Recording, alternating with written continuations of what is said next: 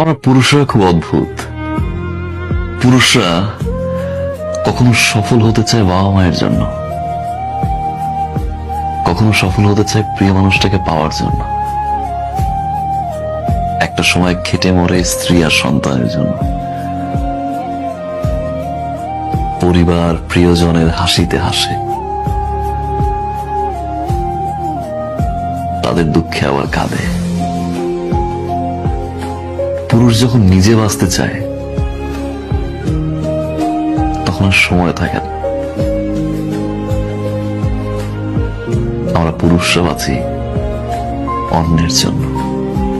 কিছু কিছু পরিবর্তন মানুষ নিজেই করে, আর কিছু কিছু পরিবর্তন মানুষের জীবনে আসে যেটা সে কখনোই চায় না, কখনোই আশা করে নাই। এরকম অনেক জিনিস ঘটে, সেটা আমার জীবনে বহুবার ঘটেছে। আমি যেটা করতে চেয়েছি সেটা করতে পারিনি।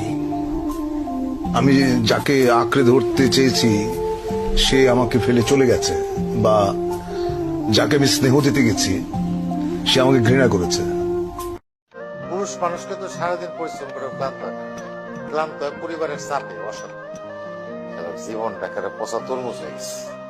তরমুজের উপরটা কিন্তু দেখলে বোঝা যায় না যে ভিতরে কি ভালো না পচা। সবাই খালি আমার গাড়িটাই দেখে, কিন্তু আমার কষ্টটা কেউ দেখে না, বুঝতেও চায় না। কাউকে ভালোবাসতে পারছি না আমি, কারণ আমি আপনাকে খুঁজে পাই না।